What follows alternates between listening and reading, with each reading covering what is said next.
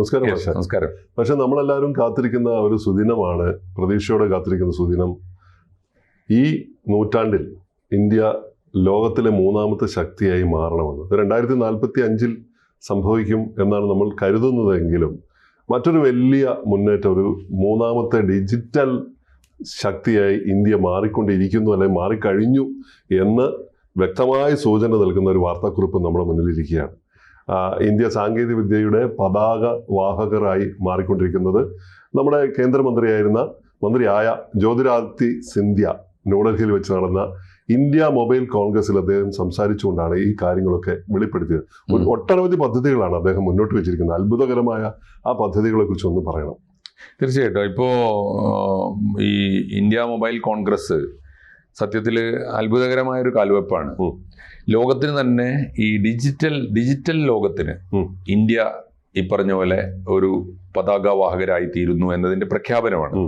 India ഇതുവരെ digital മേഖലയിൽ നേടിയ വിജയത്തിൻ്റെ ഒക്കെ പ്രദർശനമായിരുന്നു.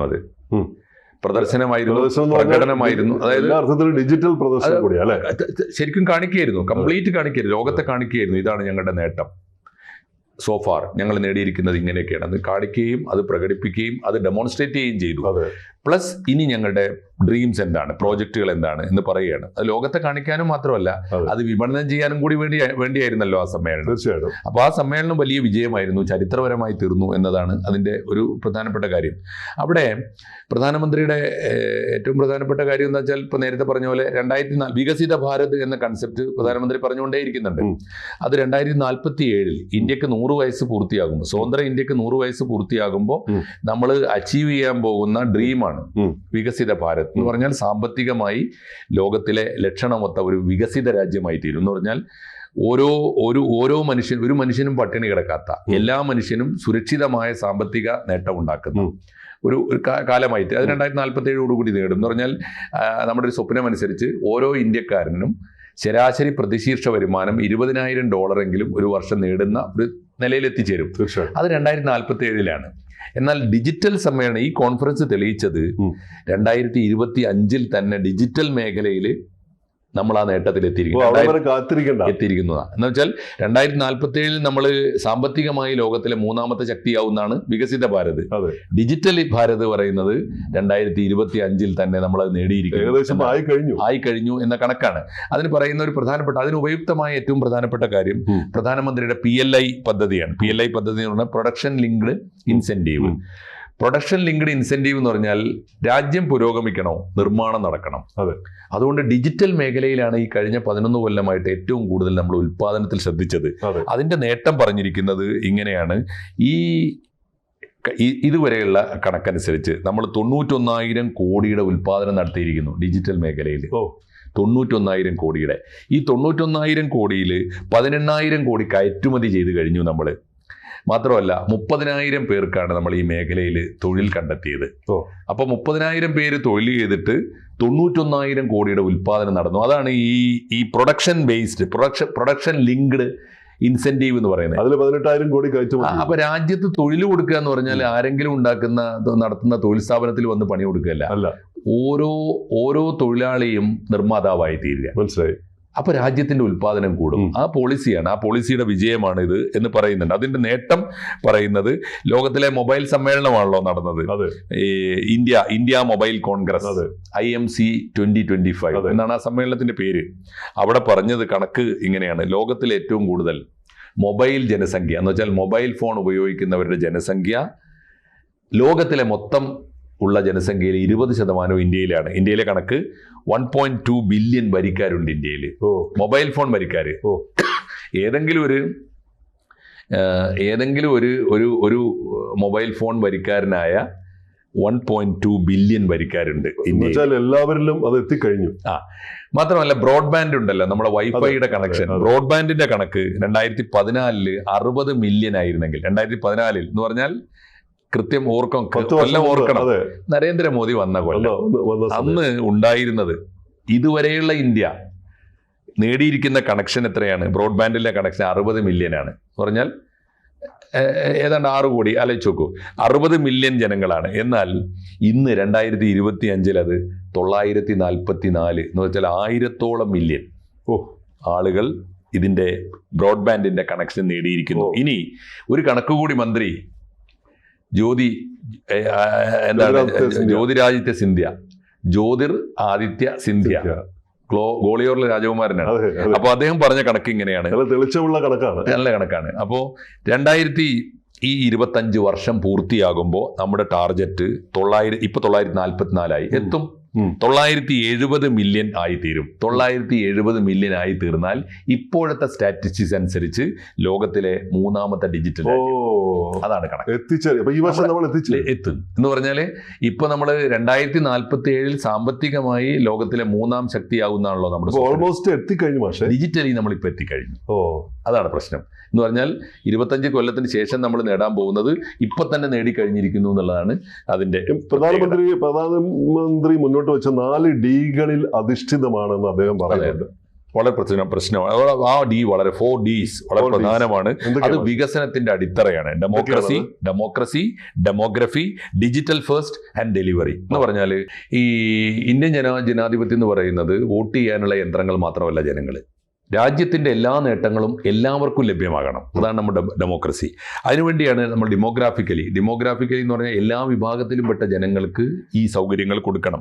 അതിന്റെ ഏറ്റവും വലിയ തെളിവെന്താ, രാജ്യത്തെ 99.9% ജില്ലകളിലും ഇപ്പോൾ 5G എത്തിക്കഴിഞ്ഞു. 365 മില്യൺ വരിക്കാരാണ് ഇപ്പോൾ 5Gക്ക് ഉള്ളത് എന്ന് പറഞ്ഞാൽ നമ്മൾ 5G എത്തി എന്ന് പറഞ്ഞാൽ വെറുതെ പറഞ്ഞുകൊണ്ടിരിക്കുകയല്ല. മഹാഭൂരിപക്ഷം ജനങ്ങളിലേക്കും അതാണ് ഡെമോക്രാറ്റിക് ആയിട്ടും ഡെമോഗ്രാഫിക് ആയിട്ടും അത് എത്തിച്ചു കഴിഞ്ഞു. വേറൊന്ന് ഡിജിറ്റൽ ഫസ്റ്റ് ആണ്. എല്ലാ മേഖലയിലും നമ്മൾ കറൻസി ഡിജിറ്റലാണ്, ഓഫീസ് ഫയലുകൾ ഡിജിറ്റലാണ്, ഇന്ത്യയിലെ എല്ലാ അഡ്മിനിസ്ട്രേഷൻ ഇടപാടുകളും ഡിജിറ്റലാണ്. നമ്മുടെ മൊബൈൽ ഫോണിൽ അപേക്ഷ കൊടുക്കാൻ പറ്റണം, മൊബൈൽ ഫോണിൽ ഡെലിവറി ചെയ്യാൻ പറ്റണം. അപ്പോൾ അതാണ് ഡിജിറ്റൽ ഫസ്റ്റ് നമ്മളെ മുദ്രാവാക്യം. ഇതാണ് ഈ 4. അതിൽ അവസാനത്തെയാണ് ഡെലിവറി. എല്ലാത്തിനും റിസൾട്ട് ഉണ്ടാവണം, വിതരണം നടക്കണം, ജനങ്ങളിലേക്ക് എത്തണം. ആ 4 മുദ്രാവാക്യങ്ങൾ വിജയിച്ചു കഴിഞ്ഞിരിക്കുന്നു എന്ന് വേണം കരുതാൻ. ഇനി അതിൽ ഈ സമ്മേളനത്തിൽ വളരെ പ്രധാനപ്പെട്ട ഒരു ഡാറ്റ പുറത്തു വന്നു. എന്തുകൊണ്ടാണ് ഇന്ത്യക്ക് ഇത് സാധിക്കുന്നത്? അത്ഭുതകരമാണല്ലോ, ഇതെങ്ങനെ അവിശ്വസനീയമാണല്ലോ എന്നൊക്കെ പലരും പറഞ്ഞു. അത് ഞങ്ങൾ എങ്ങനെ സാധിച്ചു എന്ന് ബഹുമാനപ്പെട്ട മന്ത്രി അവിടെ വിശദീകരിച്ചു. അത് വേറൊന്നുകൊണ്ടുമല്ല, ലോകത്തിലെ ഏറ്റവും കുറഞ്ഞ ഡാറ്റ നിരക്ക് നമ്മുടേതാണ്. ഡിജിറ്റൽ ഡാറ്റ നിരക്ക് ഏറ്റവും കുറഞ്ഞ നിരക്ക് എന്ന് പറഞ്ഞാൽ കഴിഞ്ഞ 11 വർഷം നരേന്ദ്രമോദി അധികാരത്തിൽ വന്നതിന് ശേഷം ഡാറ്റ നിരക്കിൽ 98% കുറവുണ്ടായി, കൂടുകയല്ല. നമ്മൾ പറയുന്ന സാധാരണ കണക്ക് കൂടിയ കണക്കേ പറയുള്ളൂ. 98% ഡാറ്റ കണക്കുന്നില്ല. അപ്പൊ അവർ ചോദിക്കുന്ന ഒരു ചോദ്യം ഇതാണ്, ഇന്ന് 1 GB 1 GB കിട്ടാൻ ഏറ്റവും കൂടിയ വില ഇന്ത്യയിൽ 9 രൂപ 11 പൈസയാണ്. അതുകൊണ്ട് എന്താ, ഏത് പിച്ചക്കാരനും നെറ്റ് ഉപയോഗിക്കാൻ പറ്റും. ലോകത്തിൽ ഏറ്റവും ചീപ്പായിട്ടുള്ള എന്ന് പറഞ്ഞാൽ എന്താ, 10 രൂപ ഏത് തെണ്ടിക്കും കിട്ടും. അവന് മൊബൈൽ ഉപയോഗിക്കാൻ പറ്റും, അവന് നെറ്റ് ഉപയോഗിക്കാൻ പറ്റും. ഡാറ്റ റേറ്റ് കുറവാണ്. അതാണ് പ്രധാനപ്പെട്ട ഒരു കാരണം. അത് ഈ 5G സംവിധാനങ്ങൾ. അതെ, ഈ 5G സംവിധാനങ്ങൾ എത്തിയിരിക്കുന്നു എന്നുള്ളതാണ് എൻ്റെ ഏറ്റവും പ്രധാനപ്പെട്ട കാര്യം. അതുകൊണ്ട് ഇദ്ദേഹത്തിന്റെ ഈ വേറൊരു പ്രധാനപ്പെട്ട കാര്യം, ഇത് ലോകത്തിന് മാതൃകയായിരിക്കുന്നു.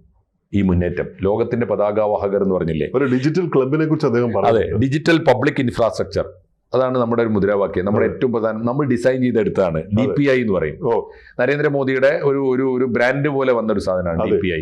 അതിൽ 3 കാര്യങ്ങൾ ചേർത്താണ് ജാമും DPTയും UPIയും. ഇത് 3ഉം ചേർന്നതാണ് DPI. ഈ DPIയുടെ പ്രത്യേകത, DPI ഇന്ത്യ ഡിസൈൻ ചെയ്ത് ഡെവലപ്പ് ചെയ്തെടുത്തപ്പോൾ അത് സ്വീകരിക്കാൻ ഇന്ത്യയുടെ മുമ്പിൽ ഇപ്പോൾ അറ്റ് പ്രസന്റ് 20 രാജ്യങ്ങൾ ക്യൂ നിൽക്കുന്നു. ഈ സമ്മേളനത്തിൽ ഈ സമ്മേളന കാലത്തുണ്ട്. അവർക്ക് കൊടുക്കാൻ നമ്മൾക്ക് ആലോചിക്കുന്നതേ ഉള്ളൂ. കാരണം ഇന്ത്യ സമ്പൂർണ്ണമായും സാറ്റിസ്ഫൈഡ് ആയതിനു ശേഷം കൊടുക്കാം എന്ന്. ഇതെല്ലാം കൂടി ചേർന്നിട്ടുള്ള DSS വിപ്ലവത്തെ കുറിച്ച് പറയുന്നുണ്ട്. DSS വിപ്ലവം എന്ന് പറയുന്നത് ഇന്ത്യയുടെ ഒരു മുദ്രാവാക്യമാണ്. Designing in India, solving for India and scaling from India എന്ന് പറഞ്ഞാല് ഇന്ത്യയിൽ തന്നെ ഡിസൈൻ ചെയ്യുക, വേറെ ആരുടെയും ഈ രൂപരേഖയ്ക്ക് അനുസരിച്ചല്ല. നമ്മൾ ഡിസൈൻ ചെയ്യും എന്ന് വെച്ചാൽ നമ്മൾ പ്ലാൻ ചെയ്യും, ഡിസൈൻ ചെയ്യും, നമ്മുടെ പ്രശ്നങ്ങൾ നമ്മൾ പരിഹരിക്കും. ആദ്യം സോൾവിങ് ഫോർ ഇന്ത്യ, അതാണ്. 3ാമത്തേത് സ്കെയിലിംഗ് ഫ്രം ഇന്ത്യ, അതൊക്കെ ഇന്ത്യയിൽ നിന്ന് വിൽക്കും. അതാണ് നമ്മുടെ ഒരു മുദ്രാവാക്യം അതാണ്. അതുകൊണ്ട് ഈ സേവനദാതാവിൽ നിന്നും നിർമ്മാതാവിലേക്കാണ് നമ്മൾ നിർമ്മാതാവിലേക്ക്, അല്ലേ? നിർമ്മാതാവ് ലോകത്തിന് മുഴുവൻ വിൽക്കുന്ന കച്ചവടക്കാരൻ, വിൽപ്പനക്കാരനായിട്ട് മാറും. അതെ അതെ വലിയ ഒരു സെയിൽസ്മാൻ ആയിട്ട് നമ്മൾ മാറുകയാണ്. അതെ. വേറൊന്നുകൂടി, ഇനി ഈ രംഗത്ത് വരുന്ന ഏറ്റവും വലിയ വിപ്ലവം 4G സ്റ്റാക്കാണ്. 4G സ്റ്റാക്കിന്റെ ഈ സമ്മേളനത്തിന്റെ ആദ്യ ദിവസം 4G സ്റ്റാക്കിന്റെ 100,000 ടവറുകൾ ഒരുമിച്ച് അനാച്ഛാദനം ചെയ്തുകൊണ്ട് നരേന്ദ്രമോദി ഉദ്ഘാടനം ചെയ്തു. ഒറ്റ ദിവസം 100,000 ടവറുകൾ. അതുകൊണ്ട് ആ രംഗത്ത് 4G സ്റ്റാക്കിൽ ലോകത്തിലെ ആ ദിവസം, ഈ ഉദ്ഘാടന ദിവസം തന്നെ 4ാമത്തെ ശക്തിയായി നമ്മൾ മാറിക്കഴിഞ്ഞു 2025 എന്ന് പറഞ്ഞാൽ. ഇപ്പൊ 4ാം സ്ഥാനത്ത് എത്തി എന്ന് പറഞ്ഞാൽ 2047 ഇന്ത്യ വികസിത ഭാരതമാകുന്ന ഒന്നാമതായാൽ അത്ഭുതപ്പെടേണ്ടതില്ല എന്നാണ് ഈ സമ്മേളനം അത് ഈ സിന്ധ്യ ഇത് പറഞ്ഞ് അവസാനിപ്പിക്കുന്നത്, ഈ വാർത്താക്കുറിപ്പ് പറയുന്നത് ഈ വിപ്ലവത്തിന്റെ കേന്ദ്ര ബന്ധു ഇന്ത്യയിലെ ജനങ്ങളാണ് എന്നാണ്. ആണ്, തീർച്ചയായിട്ടും. ഇനിയിപ്പോ നമുക്ക് ഒരു സൗകര്യമുള്ളത് എന്താണെന്നറിയോ? ഇനിയിപ്പോ നമുക്ക് വേണ്ടി ആരും PR വർക്ക് നടത്തണ്ട, ആരും പരസ്യപ്പണി ചെയ്യണ്ട. ഇന്ത്യക്ക് വേണ്ടി വസ്തുതകൾ സംസാരിക്കും. അനുഭവങ്ങളിൽ നിന്ന് ഇന്ത്യക്കാരൻ ലോകത്തോട് പറയും, ഇതാ ഞാൻ എൻ്റെ രാജ്യത്തെക്കുറിച്ച് അഭിമാനം കൊള്ളുന്നു എന്ന് പറയും. അദ്ദേഹം ആവശ്യപ്പെട്ടിരിക്കുന്ന ഭാഷ നമ്മളോട് ഓരോരുത്തരോടുമാണ് അദ്ദേഹത്തിന്റെ ആവശ്യം എന്ന് പറയുന്നത്. ചടങ്ങിൽ പങ്കെടുത്തവരോട് ആവശ്യപ്പെട്ടത് നമ്മളോട് കൂടിയാണ്. ഇവിടെ ഡിസൈൻ ചെയ്യുക, ഇവിടെ പരിഹാരം കാണുക, എല്ലായിടത്തേക്കും വ്യാപിപ്പിക്കുക. തീർച്ചയായിട്ടും അത് ഓരോ ഇന്ത്യക്കാരനും ഏറ്റെടുക്കേണ്ടതല്ലേ? തീർച്ചയായിട്ടും അത് ഇന്ത്യക്കാരൻ ഏറ്റെടുത്ത് കഴിഞ്ഞു എന്നാണ് നമ്മൾ കരുതേണ്ടത്. കാരണം അതുകൊണ്ടാണല്ലോ ഈ വിജയം ഉണ്ടായത്. അത് ഇനിയും മുന്നോട്ട് തന്നെ കുതിച്ചുകൊണ്ട് ആശയങ്ങൾ ഉണ്ടാവട്ടെ. ഇപ്പൊ 3ാം സ്ഥാനം, അല്ലെങ്കിൽ ചില മേഖലയിൽ നമ്മൾ 4ാം സ്ഥാനം, വളരെ പെട്ടെന്ന് 3ാം ശക്തിയായി, ഡിജിറ്റൽ ശക്തിയായി രണ്ടും ഈ വർഷം തീർച്ചയായിട്ടും നമ്മൾ മുന്നേറും എന്ന് ഉറപ്പിക്കാം. നമുക്ക് ഈ മുന്നേറ്റത്തിൽ പങ്കാളികളാവാം. തീർച്ചയായും. കൂടുതൽ വാർത്തകളും വിശേഷങ്ങളും നിങ്ങളിലേക്ക് എത്താൻ ABC മലയാളം സബ്സ്ക്രൈബ് ചെയ്യുക, ബെൽബട്ടനും അമർത്തുക.